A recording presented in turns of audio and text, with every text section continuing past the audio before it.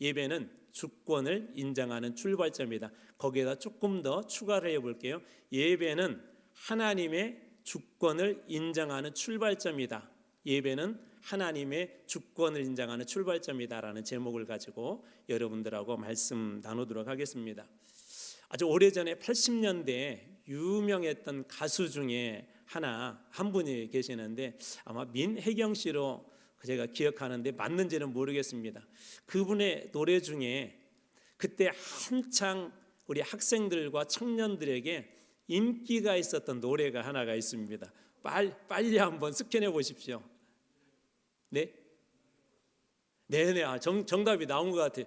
역시 이게 많이 살아보셔서 그런지 내 인생은 나의 것이라고 하는 그 노래가 있었는데 특별히 우리 젊은이들, 우리 청소년들에게도 인기가 많았습니다.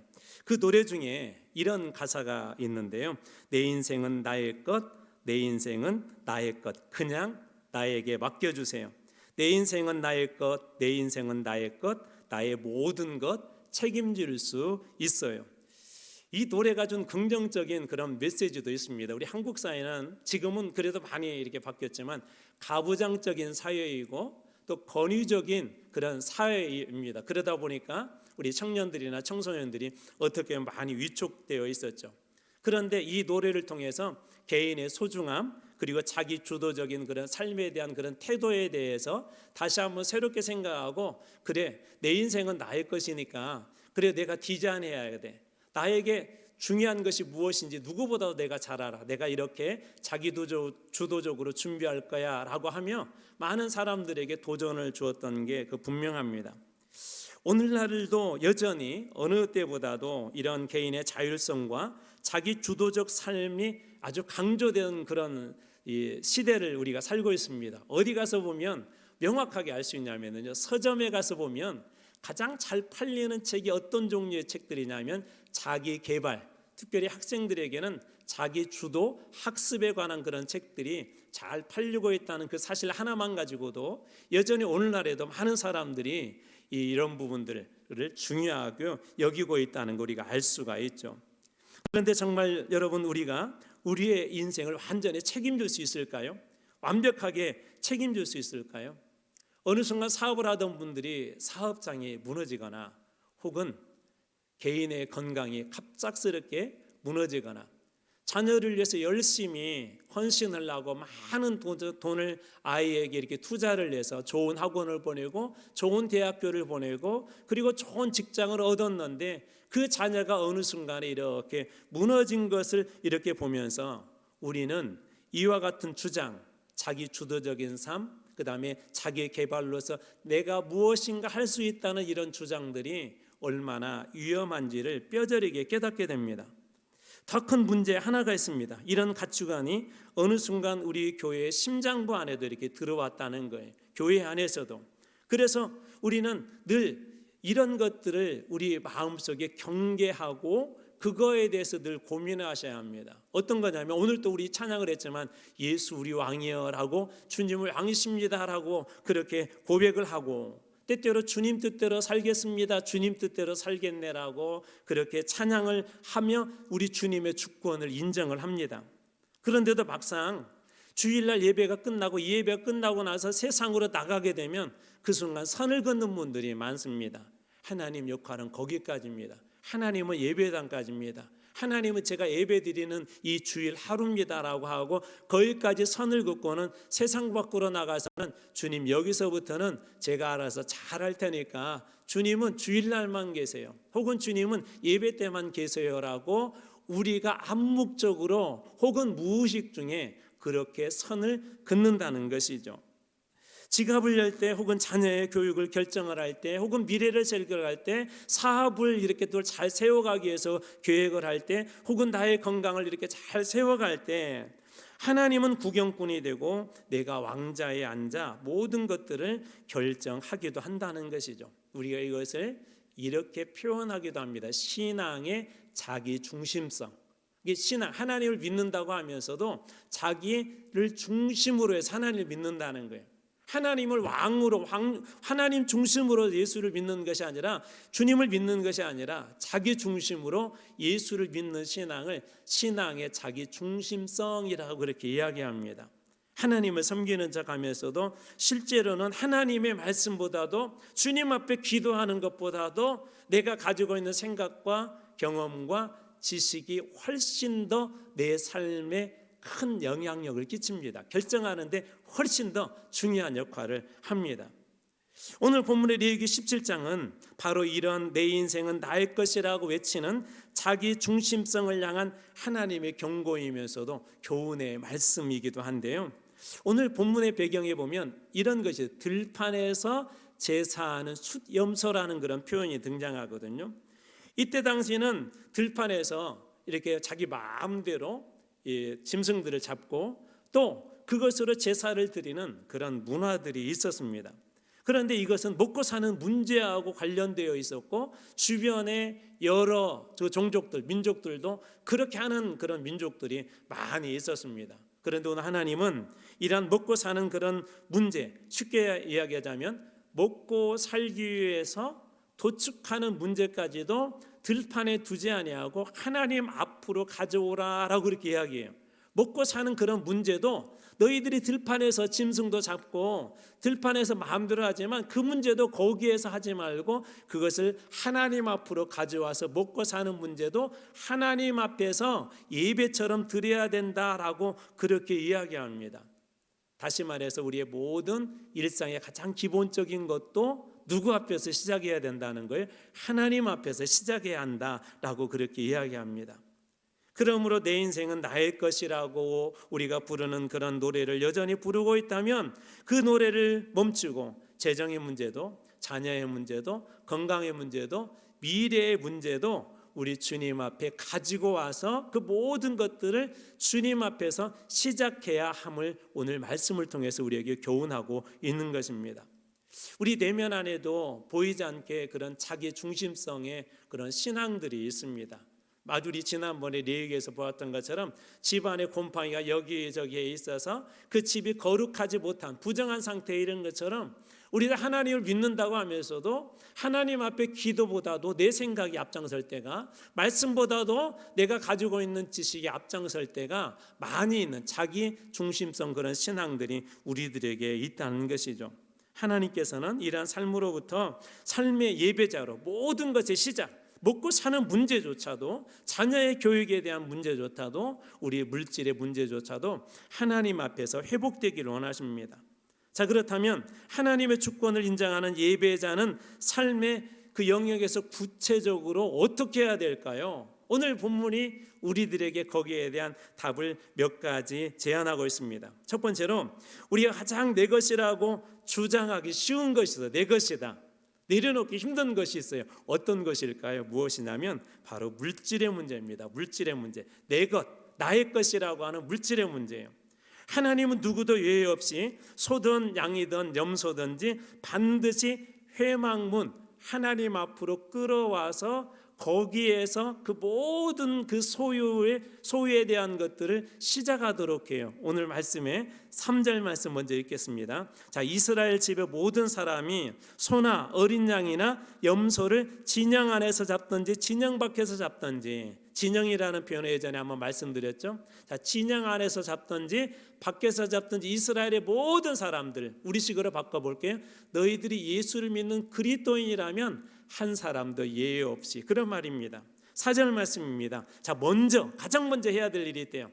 자, 짐승을 잡는 일은 먹고 살기 위해서 잡는 어떻게 보면 가장 기본적인 거라고 그랬죠. 또 옛날 이렇게 수렵 시대 때는 밖에서 이렇게 짐승을 잡게 되면 그것은 자기의 소유가 돼요.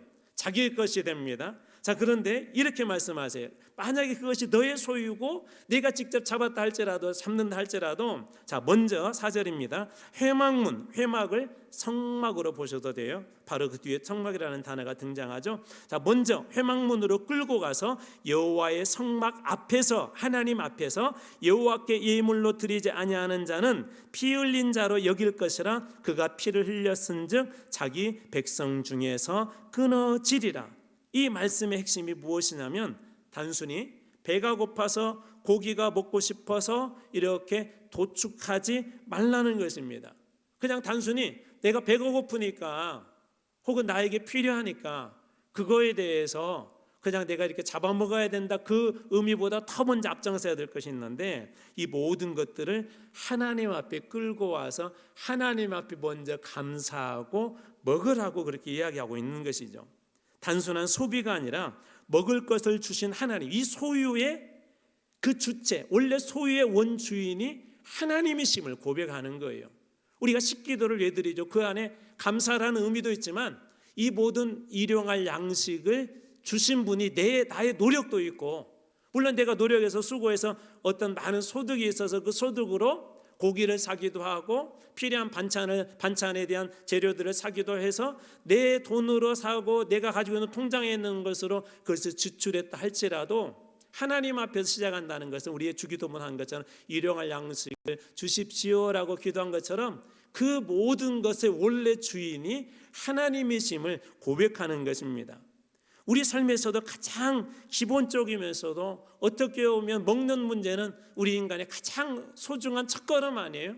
그런데 그것조차도, 이 먹는 것조차도 하나님께서 나에게 주셨습니다라는 그런 의식으로, 그런 마음으로, 그런 원리로 하나님 앞에 서라는 것이죠. 우리에게 주신 가장 소중한 것 중에 하나를 꼽으라면 아마 자녀일 것 같아요. 아마 여러분들에게도 자녀는 정말 소중한 그런 존재리라 생각됩니다. 이렇게 보니까 80세, 90세가 되더라도요, 아들이 환갑이 넘고 사회적인 어느 정도 지위도 없고 이제 많은 것들을 가지고 안정된 그런 삶을 살고 있는데도 여전히 부모님들은 자녀들을 걱정을 합니다. 그리고 자녀가 뭐가 조금만 어렵다는 얘기를 들으면 그것 때문에 막 속상해하고, 또 우리 믿는 분들은 그런 자녀들을 위해서 이렇게 기도하기도 하죠. 그런 측면에서 본다면 우리에게 주신 가장 소중한 존재는 그 자녀들 아닐까요? 우리 여기서 하나 생각해봐야 될 중요한 이야기가 있습니다. 바로 아브라함의 이야기입니다. 아브라함에겐 자녀가 없었죠. 75세 때 하나님께서 그에게 약속도 해주셨지만 25년 동안 그 약속이 이루어지지 않았어요. 99세 때 비로소 그 아내가 이렇게 임신을 하게 됩니다. 그리고 100세에 얻은 아들이 그 유명한 그 이삭입니다. 그런데 어느 날 하나님께서는 그 아들을 번제로 드리라고 하죠. 아브라함은 주저함 없이 그 다음날 말씀이 오면 아침 일찍 이른 새벽에 고민하지 않고 그 아들을 데리고 하나님이 지정하신 산으로, 이렇게 모리아 산으로 향해서 떠나게 됩니다. 그리고 그 산에 도착해서는 아들을 주저하지 않고 제단 위에 이 아들을 올려놓습니다. 그 순간 아브라함이 죽인 것은 뭐냐면요, 아들이 아니었어요. 우리 아브라함이 죽였던 건 뭐냐면 자기의 욕망과 그런 직착과 그런 욕심들이었습니다. 하나님께서 온전히 주인 되심을 그 위에서 이 아들, 하나님께서 주신 이 아들도 하나님이 주인이십니다 라고 그가 그곳에서 고백했던 것이죠. 그때 하나님은 아브라함에게 이렇게 말씀하시는데요, 창세기 22장 12절입니다. 내가 내 아들 내 독자 이삭 독자까지도 내게 아끼지 아니하였으니 네가 내 아들 내 독자. 계속해서 하나님이 3번이나 아브라함을 지정하는 거예요. 아브라함, 내가 내 아들 내 독자까지도 내게 아끼지 아니하였다. 그 아들을 내가 너에게 선물로 주었는데 그것조차도 내가 달라고 할 때 번제는 뭐죠? 다 태워서 드리는 제사예요. 여러 번 말씀드렸지만 여러분들이 구약의 시대에 안 산 걸 감사하시기 바랍니다. 왜 그렇다고 그랬죠? 그 제사를 때 잡는 거 누가 잡는다고요? 제가 안 잡아요. 여러분들이 잡으셔야 돼요. 제사를 드리는 사람들이 잡아야 합니다. 그게 보통 일이 아니잖아요. 근데 하나님이 아브라함에게 독자 이삭을 제사로 드리라는 건 아버지로서 할 수 없는 일들이잖아요. 그런데 아브라함은 믿음이 있었어요. 우리 히브리서에서도 그런 말씀이 나오지만 이 아들을 하나님이 주셨으니까 설령 죽는다 할지라도 다시 살리실 것을 그 아브라함은 믿었어요. 무엇보다 더 중요한 것이 있어요. 이 소유, 이 아들, 하나님께서 우리 집안에 이 아들을 주셨지만, 나의 자녀로 주셨지만 이 아들은 하나님의 것입니다 라는 하나님의 절대적인 주권을 인정하는 자리가 바로 예배의 자리였던 것이죠. 그 예배의 자리에서 하나님께서는 그를 이렇게 인정해 주세요. 이제야 내가 하나님을 경외하는 줄 알았다. 여러분, 어디에서 인정받았다고? 예배의 자리에서, 하나님 앞에 온전히 예배하는 그 자리에서 내가 하나님을 경외하는 줄 내가 이제 알았다고 그래요. 여러분, 하나님 앞에 인정받기를 원하십니까? 진짜 그리스도인이라는 것을 인정받기를 원하십니까? 다른 건 포기하셔도 예배의 자리를 포기하셔서는 안 됩니다. 우리 일제강점기에도 우리 선조들이 왜 제암리 같은 곳에 가서 보면 예배당 안에서 다 불에 타서 죽었죠? 하나님 앞에 예배드리기 위해서 그 예배의 자리에 지키기 위한 것 아닙니까? 하나님께서 아브라함에게도 다른 자리에서 인정해 준 것이 아니라 그 하나님 앞에 예배드렸던 그 자리에서 내가 이제야 하나님 경외한 줄 알았다. 왜 그렇죠? 하나님 되심을 인정하고 하나님의 절대 주권을 인정하고 자기가 가지고 있는 가장 소중한 존재인 이삭조차도 하나님의 소유임을 고백할 때 하나님께서 그 예배도 받아주시고 아브라함도 진짜 믿음의 사람으로 거기에서 인정해 주신 것입니다. 이 장면을 철학자 키에르케고르는 이렇게 해석을 했는데요. 아브라함의 도덕과 상식을 넘어 아들을 바칠 수 있었던 것은 하나님을 내 인생을 돕는 분 정도가 아니라, 잘 들어보세요. 아브라함이 하나님 앞에 독자 이삭을 바칠 수 있었던 이유는, 도덕과 상식을 넘어서 바칠 수 있었던 이유는 하나님을 내 인생을 돕는 분 정도가 아니라 내 인생의 절대적인 주권자로 대면했기 때문이다. 여러분, 하나님을 어떻게 대하고 계세요? 하나님을 돕는 분 정도로 이해하고 계세요? 아니면 내 생명의 절대적인 주권자로 하나님을 고백하고 이렇게 만나고 계세요? 아브라함은 그랬다는 거예요. 아브라함은 하나님을 이렇게 대할 때, 하나님은 내가 기도할 때 돕는 분 정도, 금 달라고 할 때 금 정도 주는 분 정도, 건강이 안 좋다고 할 때 건강을 치료해 주는 분 정도, 그렇게 이해하신 것이 아니라 하나님을 절대적으로 생명의 주권자로 아브라함은 그렇게 하나님을 대했다는 것입니다. 아브라함은 수고하여 얻은 소득도 자녀의 미래도 성공도 하나님의 주권 아래 있음을 그가 고백한 거예요. 여러분, 예배는 그런 자리예요. 우리가 물론 하나님 앞에 은혜 받으러 온 자리지만 예배는 하나님 되심을 우리가 고백하고 그 하나님의 절대 주권 앞에 우리가 무릎을 꿇는 시간이 예배의 자리입니다. 예배에 와서 물론 하나님께서 우리의 상한 마음을 치료해 줄 거예요. 예배의 자리에 와서 우리의 많은 기도의 응답들을 말씀을 통해서 응답해 주실 거예요. 그런데 가장 소중한 예배의 가장 큰 축복이 뭐냐면 하나님의 절대 주권, 하나님 되심을 인정하는 자리가 되어지게 된다면 절대 주권자 되신 하나님께서 여러분의 인생을 다 책임져 주실 줄로 믿으시기 바랍니다. 아브라함은 그렇게 믿고 그런 하나님으로부터 평생 그 축복을 누리며 살았던 그런 사람입니다.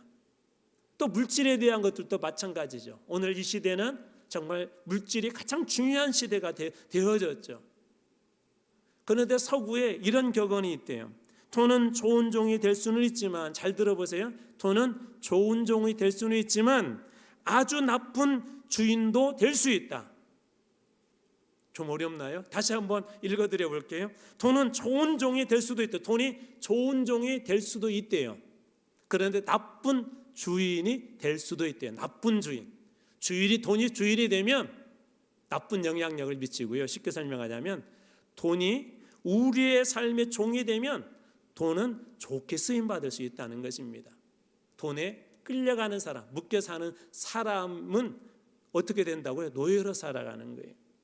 돈이 주인이 되면 우리는 돈의 노예가 됩니다. 그러나 하나님이 주인이 되면 돈은 세상을 살리는 도구가 될 수가 있죠. 제가 그래서 청년들에게 가끔 이런 도전을 해요. 청년들 중에 부자 많이 나왔으면 좋겠어요. 아멘 하신 분들에게 축복이 있을 줄로 믿습니다. 집에 지금 청년들 없다고 아멘 안 하시는 것 같아요. 왜 그러냐면 돈은 이렇게 쓰는 거야라고 하는 그런 모델들이 좀 많이 나왔으면 좋겠어요. 우리 그리스도인들 중에, 우리 청년들 중에 하나님 정말 물질 축복해 주셔서 돈이라는 것은 이렇게 쓰는 거야. 돈이라는 거 이렇게 사람을 살리는 데 쓰는 거야. 우리 진주에 그 한약방을 하셨던 분, 어른 김장하라고 하는 그런 다큐멘터리 영화를 제가 본 적이 있거든요. 이 시대에 나이가 많은 사람들은 많은데 그 내용 중에 하나가 이거예요. 진정한 어른은 찾아볼 수 없대요. 뭐죠?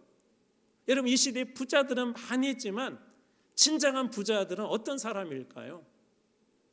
여러분, 돈에 묶여 다니는 사람들은 결코 그러한 부자로 살 수 없습니다. 11조도 그런 의미 아닙니까? 11조는 뭐라고 그랬죠? 이 모든 재산은 하나님의 것인데, 한 달 동안 제가 열심히 일해서 이 물질을 벌었지만 이것도 하나님의 것인데 그 중에 10분의 1을 떼어서 드린다는 것은 이 모든 물질의 주권이 하나님께 있다는 그런 것 아닙니까? 저는 참 그런 의미에서 우리 교회는 앞으로 잘 될 수밖에 없어요. 왜 그러냐면 제가 다른 교회들 다 이렇게 비교해 이렇게 보더라도요, 저희 교회만큼 이렇게 우리 어른들, 우리 또 중직자들로부터 우리 젊은 청년 세대 이르기까지 11조를 잘하는 교회가 없습니다. 우리 재정을 보고 우리 장로님들 잘 아시겠지만 저희 교회가요, 그래도 이렇게 코로나 시기도 겪고 어려운 시기에 다른 교회들은 일반적으로 헌금도 줄어들기도 하고 교회가 어려워졌다고 하는데, 그래도 꾸준히 매마다 그래도 헌금도 이렇게 늘어나고, 무엇보다도 그 가장 중요한 핵심 역할을 하는 게 우리 어른들로부터 우리 또 아이들의 일까지 거의 많은 분들이 11조 생활을 하고 계세요. 무슨 얘기죠? 하나님, 우리 사업의 주권, 물질의 주권이 하나님께 있습니다라는 그런 고백 아닙니까? 하나님의 주권을 우리가 인정하게 될 때 하나님께서는 우리 손에선 가장 소중한 것을 주님 앞에 드릴 때 하나님께서 우리를 진정한 예배자로 하나님께서 그렇게 불러주실 것입니다. 여러분 삶의 가장 소중한 분은 어떤 분이십니까? 소유를 주님 앞에 맡겨드릴 때 하나님의 주권이 여러분의 삶을 복되게 하는 그런 인생이 되시길 주님의 이름으로 축원합니다. 자, 그렇다면 두 번째로 소유를 관리하고 인생을 경영하는 방식과 방법까지도 하나님께서는 통치를 받아야 된다. 무슨 얘기냐면 이 소유가 하나님의 것입니다, 하나님께서 주신 것입니다라는 그런 주권에 대한 고백이 있었다면, 두 번째로 중요한 것은 뭐냐면 이것을 경영하는 방식, 방법까지도 하나님으로부터 와야 된다는 거예요. 오늘 본문의 말씀 5절입니다. 그런즉 이스라엘 자손이 들에서 잡던 그들의 재물을, 자, 그들의 재물이라고 그랬죠. 들에서 잡던 그들의 재물, 그들이 소유라는 거예요. 자, 그런데 그것을 회막문 여호와께로 끌고 가서 제사장에게 주어 화목제로 여호와께 드려야 할 것이요, 들에서 잡던 그들의 재물을 회막문 여호와께로 끌고 가서, 들판은 어떤 것이죠?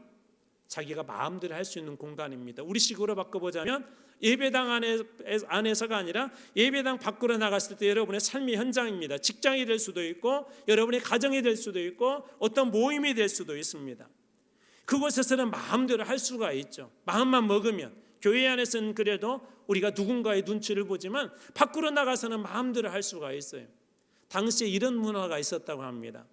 들판에서 숫, 염소, 우상을 이렇게 섬기는데, 사람들이 들판에서 이렇게 섬기는데 자기가들이 원하는 대로 이렇게 짐승도 잡고 그곳에서 이렇게 우상 숭배도 이렇게 했대요. 자기 방식대로 그렇게 예배를 드렸대요.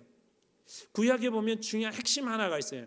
반드시 이스라엘 백성들은 예배를 드릴 때 성막, 또 솔로몬 이후는 성전에 와서 예배를 드려야 했습니다. 아무 곳에서는 편하게 드리도록 하지 않았어요.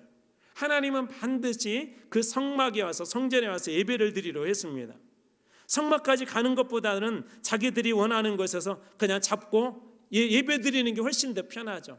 구약의 레위기를 봤지만 우리가 레위기를 읽는 순간 자꾸 우리 신앙에도 막 위기가 온다고 그랬잖아요. 그 방법대로 어떻게 여러분 제사를 다 드려요? 꼼꼼하게 어떻게 다 드립니까? 그러니까 예배 그냥 이렇게 편리하게 드리면 마음만 중요하면 되지라고 우리는 그렇게 생각할 수 있잖아요. 근데 하나님은 그렇게 하지 않아요. 조금 불편하고 시간이 걸리더라도 하나님의 방식을 따르라고 말씀하십니다. 예배는 뭐냐면 하나님의 방식이에요. 하나님과 만나는 하나님의 방식이 예배입니다. 코로나가 되면서 조금 좀 위험해진 한 가지가 있어요. 충분히 이 예배에 자리 나와서 예배 드릴 수 있음에도 불구하고 그냥 요즘은 온라인에서 바로 들을 수 있잖아요. 생중계되니까 바로 들을 수 있잖아요. 그것은 정말 피치 못한 그런 상황에서, 예를 들어서 병원에 입원해 있다거나 혹은 어떤 모든 걸 다 설명은 할 수 없지만 어떤 특별한 상황에서 도저히 예배당 가서 예배 드릴 수 없는 상황에서는 용납할 수 있지만 가능하시면 예배당에 오셔야 돼요. 이것에 오셔서 하셔야 돼요. 자꾸 자기 방식대로 편한 대로 하다 보면 하나님은 저쪽에 밀어놓고는요, 하나님 제 방식대로 예배할게요, 제 마음대로 예배할게요, 그렇게 편질될 수가 있습니다. 그래서 조금 불편하고 시간이 걸리더라도 우리는 하나님의 방식을 따라야 합니다. 예배는 하나님의 방식이고 우리의 삶을 내 방식이 아닌 하나님의 방식으로 드리는 것이 예배의 출발점입니다. 사울 왕이라고 하는 왕을 여러분들 잘 아실 것입니다. 이런 일이 있었던 것도 기억하실 것 같아요. 블레셋하고 전쟁을 하게 되었어요. 코앞에까지 이렇게 블레셋이 쳐들어왔습니다. 막 이제 몇 분만 몇 시간만 지나게 되면 블레셋하고 전쟁을 해야 되는데 먼저 예배를 드려야 했어요. 근데 문제는 사무엘이 오지 않습니다. 그러자 어떻게 하죠? 사울이 기다리지 못하고 스스로 제사를 드렸죠. 아마 형식도 갖추었을 거예요. 예배도 드렸을 거예요. 그런데 하나님이 이 사건으로 어떻게 사울을 버리십니다. 왜 그렇죠? 사울에게 예배는 승리를 얻기 위한 수단에 불과했어요. 하나님 앞에 지금 군인들이 두려워하고 불안해하고 예배를 안 드리면 큰일 날 것 같고, 그래서 예배를 드려야 승리할 것 같으니까 하나님 앞에 드리는 예배는 뭐예요? 승리의 수단이었을 뿐이에요. 승리를 위한 수단이었었지 진정한 예배가 아니었었죠. 눈앞의 위기를 모면하기 위한 도구였고 하나님의 방식을 무시하고 자기 편의대로 선택한 것입니다. 그때 주님께서 사무엘을 통하여서 주신 말씀입니다. 사무엘상 13장 13절, 사무엘이 사울에게 이르되 왕이 망령되이 행하여 또다 왕의 하나님 여호와께서 왕에게 내리신 명령을 지키지 아니하였도다. 이걸 뭐라고 표현하고 있다고요? 망령되이 행했다. 망령되이 행했다. 바보 같은 짓을 했다는 거예요. 그의 불안이 하나님의 방식이 아닌 익숙한 자기 방식을 선택했습니다. 우리도 종종 그렇지 않습니까? 여러분, 자녀 교육에서 뭐가 가장 중요하세요? 지금 아이들이 조금 커서 지금은 어느 정도 좀 자유하셨을 것 같은데, 어린 아이들, 우리 중학교, 초등학교, 요즘 유치원에서도 교육한다면서요. 3살, 4살 되면 영어 교육한다면서요. 가장 불안한 게 우리 교육 아니에요?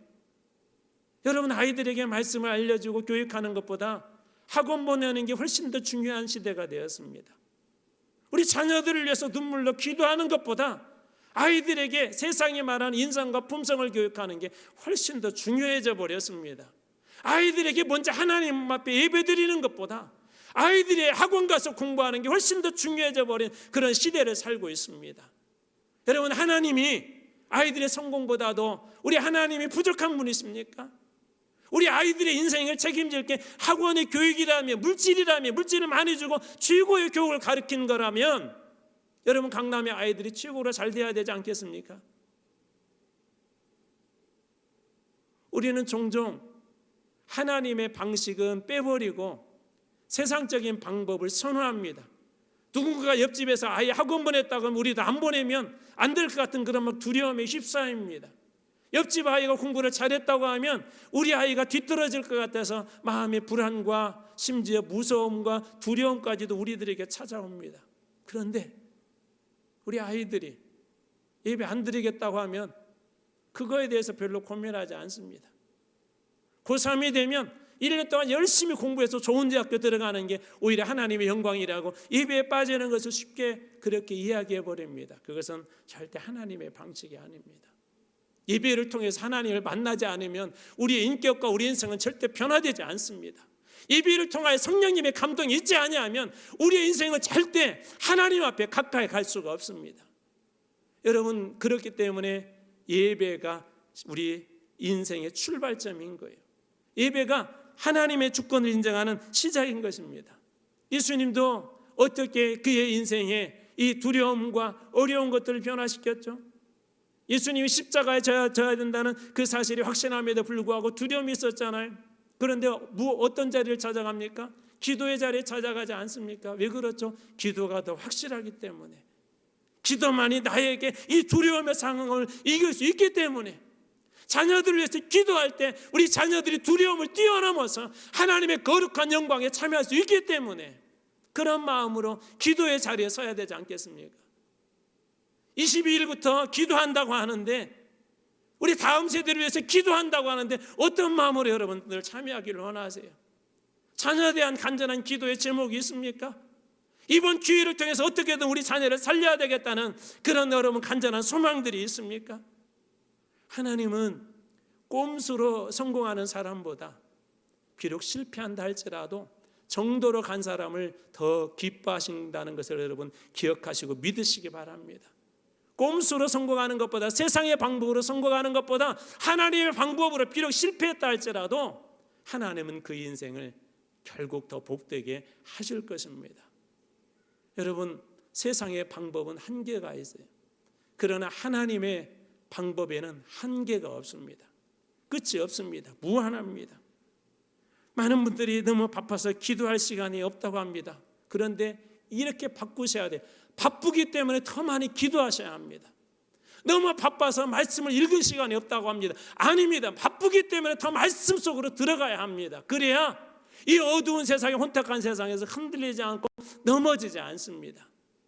이런 이야기를 한번 제가 상상을 해봤어요. 어느 회사에 정말 세상적으로 뛰어난 직원이 한 명이 있었습니다.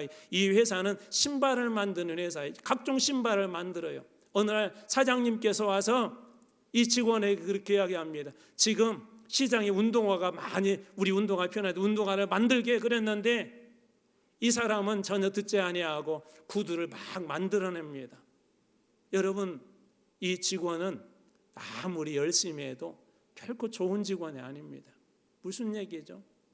하나님께서 우리에게 원하시는 음성은 듣지 않고, 하나님께서 나에게 주신 말씀은 듣지 않고, 나는 이것이 필요해요, 나는 저것이 필요해요. 아무리 여러분들이 열심을 내고 신앙적인 것으로 포장을 해서 산다 할지라도 하나님 그거 기뻐하지 않는다는 거예요. 하나님이 기뻐하시는 일 하시기 바랍니다. 주님이 기뻐하시는 일 붙잡으시기 바랍니다. 세상 사람들이 볼 때 좀 부족한다 할지라도 하나님께서 주신 그 은혜를 꼭 붙잡으시기 바랍니다. 하나님의 방식과 방법, 그것이 무엇인지 늘 고민하고, 이 소유의 주권을 하나님 앞에 맡겨드릴 뿐만 아니라 하나님께서 나에게 주시는 사명, 사역의 자리를 여러분 지켜나갈 때도 하나님의 방식과 방법이 무엇인지 늘 묻고 행할 때 여러분들이 참된 예배자로 주님 앞에서 그 첫걸음을 시작하게 될 것입니다. 마지막 세 번째로, 나의 시선이 나 자신을 넘어 타인과 생명으로 향하라라고 이렇게 말씀하십니다. 무슨 얘기냐면 생명은 소비 대상이 아니에요. 사람은 소비 대상이 아니라는 것입니다. 이 생명을 대표하는 것이 있죠. 11절 말씀입니다. 육체의 생명은 피에 있음이라 내가 이 피를 너희에게 주어 제단에 뿌려 너희의 생명을 위하여 속죄하게 하였나니 생명이 피에 있으므로 피가 죄를 속하느니라. 왜 하나님은 피를 먹는 것을 엄격히 금했을까요? 고대 근동에는, 오늘 말씀에도 그런 표현인데 피에 생명이 있다고 그랬잖아요. 고대 근동 사람들에게는 피는 생명의 핵심이고 농축액과 같은 것이었습니다. 농축액. 짐승이나 사람의 피를 마시면, 이렇게 생각했대요. 짐승이나 사람의 피를 마시면 그것에는 신비한 능력이 내게 전가된다, 전이 되어진다. 그래서 그 신비한 능력을 소유할 수 있다, 그렇게 생각했고요. 또 피를 마시게 되면 신과 하나가 된다는 그런 생각도 있었고요. 또 심지어 어떤 사람들은 피를 마시게 되면 미래를 점치는 그런 능력을 소유한다라고 그렇게 여기는 그런 종족들도 있었고요. 들판에서 수렴소 우상에게, 오늘 본문에 나와 있는 그 내용인데, 수렴소 우상에게 이 땅에 피를 이렇게 뿌리잖아요. 그러면 이 피가 땅속으로 스며들지 않습니까? 그럴 때 지하 세계의 영들을 불러낸다. 그 영들을 불러내서 뭔가 힘을 얻는다, 미래를 점칠 수도 있다, 그 영들에게 도움을 받을 수 있다 하는 이런 못된 의식들이 그때 당시 있었어요. 그리고 심지어 가나안의 신 몰렉은 자녀를 불태우거나 피해 제사를 요구했는데, 왜 그러냐면 너희들 자녀를 불태워서 제사 드리지 않고 피해 제사를 나한테 드리지 않으면 너희들에게 나의 분노가, 나의 진도가 임할 것이다. 사람들을 두렵게 해서 그런 피해 제사를 그때 당시에 요구를 했습니다. 그러나 하나님은 인간의 탐욕처럼 타인의 피, 타인의 생명을 이용하여 자신의 욕망을 채우려 하는 이 모든 것들을 하나님은 다 금하셨습니다. 왜냐하면 생명은 인간의 탐욕을 위한 도구가 아니라 이 생명은 하나님께서 주신 것이기 때문에 그렇습니다. 한 번은 다윗이 아둘람이라는 굴에 이렇게 숨어 있을 때, 우리 그럴 때 있잖아요.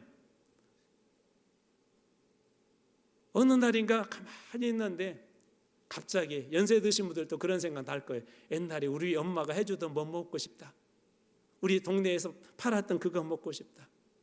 아둘람굴에 있는데 다윗도 그 순간 이런 비슷한 생각이 하나 들었어요. 베들레헴에서 마셨던 그 우물물, 그 물 한번, 그 물맛 보았으면 너무나도 좋겠다. 그 저녁에 세 명의 용사가 다윗의 얘기를 듣고 자기 목숨을 담보로 해서 가서 다행스럽게도 그 물을 이렇게 떠가지고 옵니다. 다윗이 맛있게 마셔야 되잖아요. 근데 그 물을 갖다가 땅에 다 쏟아버립니다. 왜 그러냐면 그냥 물이 아니라 생명이라는 거예요. 목숨 걸고 가져온 거예요. 다른 사람의 생명을 이용해서 내가 원하는 즐거움을 누리지 않겠다는 것입니다. 다른 사람의 목숨을 담보로 해서 나의 즐거움을 채우지 않겠다는 것입니다. 타인에 대한 생명에 대한 주권을 그가 인정했던 것이죠. 사람을 목적으로 보지 않았던 것입니다. 자기 유익을 위해서 함부로 자기 밑에 있는 부하들을 활용하지 않았던 것이에요. 마틴 부버라고 하는 유명한 우리 기독교 학자가 있는데, 관계에 대한 설명을 하면서 두 가지 관계가 있대. 여러분은 어떤 관계를 하고 있는지 한번 잘 생각해 보십시오. 첫 번째, 나와 그것의 관계가 있대요. 그것.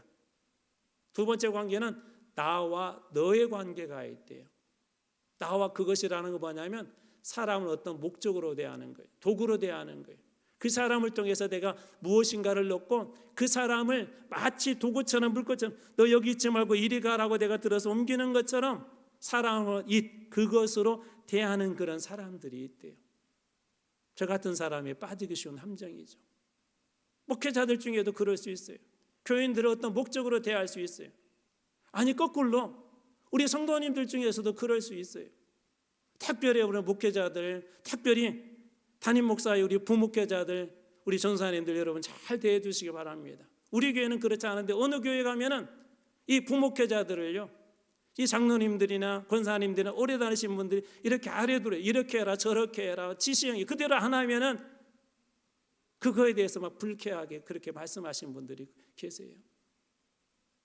어느 누구든지 우리 교회 와서는 존중받아야 됩니다. 그것이 어린아이들이라 할지라도, 그 사람이 좀 부족하다 할지라도. 오늘 이 자리에는 못 오셨지만 저는 저희 교회에 정말 감사하게 생각하는 한 분이 계세요. 우리 교회 집사님 자녀 중에 천사 같은 자녀가 있어요. 그 자녀를 늘 돌보는데도 웃음을 잃지 않고 늘 예배 자리에 그 아이를 데리고 옵니다. 자녀를 데리고 옵니다. 여러분 그런 자녀들을 이렇게 데리고 이게 온 그분들이 쉬울까요? 그 자리가 쉬울까요? 여러분 누가 오든지 존중해 주시기 바랍니다. 우리 교회 가면 나 그 교회 가면 참 존중받는 느낌이 든다. 아무리 음식이 맛있어도요, 그곳에 있는 주인이나 직원들이 손님들을 존중하지 않으면 그 음식점은 더 이상 가지 않습니다. 설령 우리 교회 안에 가늠한 여인 같은 분이 온다 할지라도, 삭개와 같은 강도 같은 그런 사람이 온다 할지라도 예수 안에서 당신은 충분히 존중받을 만한 분입니다. 당신도 충분히 주님께서 기뻐하시고 사랑하는 자녀입니다라고 그렇게 존중해 줄 때, 한 생명을 천하보다도 귀하게 여기게 될 때, 그때 그리스도의 복음이 내 안에서 그리고 우리 교회 안에 풍족히 채워지게 될 것을 믿으시기 바랍니다. 사람이 존중받는 그런 시대가 아닌 것 같아요. 밖에 나가서 보면 언제든지 사람들이요, 마음만 먹으면 다른 사람들을 막 싸우려고 하는 그런 이상한 시대에 살고 있지 않습니까? 어디 가서 위로를 받겠습니까?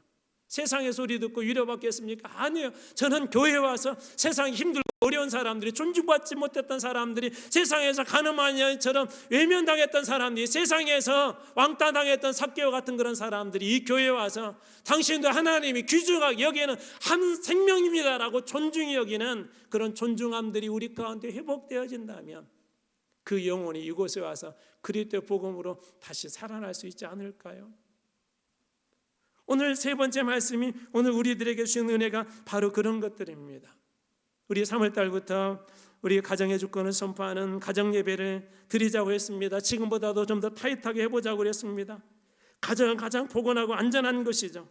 가정에서 그런데 부모들 역시요, 가장 위험한 게 뭐냐면 부모들이 자녀들을 마음대로 할 수 있다는, 물론 마음대로 되지도 않지만 그런 생각이 우리들 안에 있어요. 그래서 자녀들에게 요구하죠. 이렇게 해라 저렇게 해라.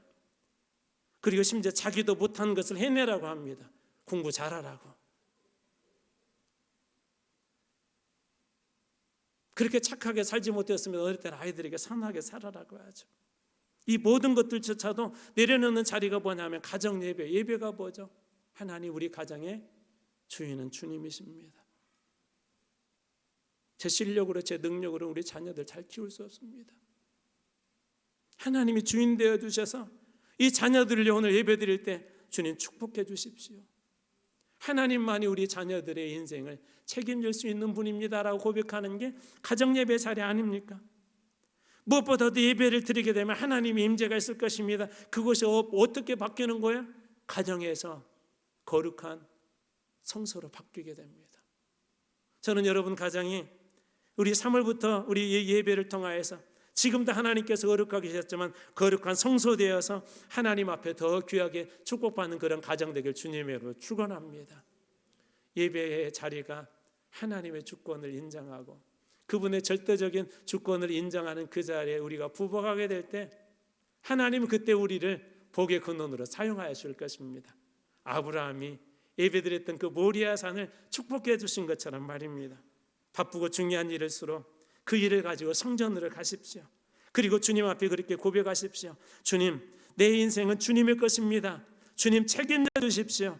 주님, 저는 주님의 통치 아래에 있을 때 가장 행복합니다. 저희 자녀들도 주님의 손에 맡깁니다라고 고백할 때 주님의 거룩한 통치가 우리 자녀들의 인생을 복되게 하실 것입니다. 여러분들 지갑 위에, 여러분의 사업 위에, 여러분의 물질 위에, 여러분의 인생 위에, 여러분의 미래 위에 이 모든 것들이 성소 앞으로 하나님 앞으로 주님 앞에 가져와 예배드리기 시작할 때 그 모든 것에 주권하신 주님께서 여러분의 삶의 모든 영역들을 복되게 하여 주시기를 주님의 이름으로 축원합니다. 기도하겠습니다.